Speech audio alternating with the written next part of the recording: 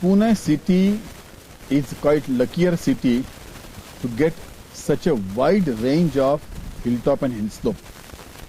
Unfortunately, we have failed in protecting this beauty and gift of nature. Question before the local state government is how to protect this. Some people say that the whole range of hilltop and hill slope area must be acquired by the PMC. But it is not a realistic proposal because alone in the 23 villages, the hilltop hill slope area amounts to 1,000 hectare.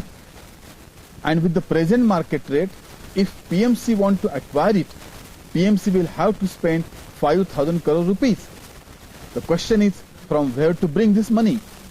And not only acquiring, but we will have to protect it. We will have to create enough fencing so that the biodiversity parks can be generated. For that, we require more 2,000 crore rupees. So, at the cost of 7,000 crore rupees, we will have to purchase and maintain this hilltop hill slope area.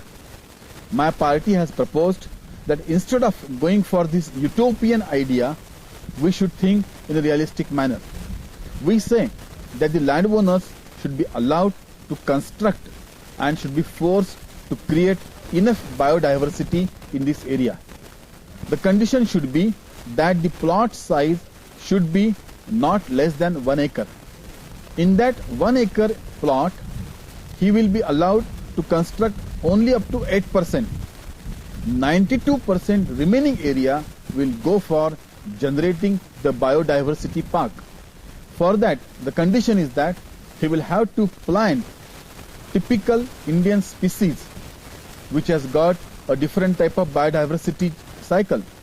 And after the 5 years successful generation and growing of these plants, we will allow him to construct. So 92% will be the biodiversity park and just 8% will be his bungalow. And naturally, when the owner himself will be staying over there, he will take care to maintain the greenery of the hills. I feel this is the right way of maintaining and protecting the beauty and the gift of nature to Pune.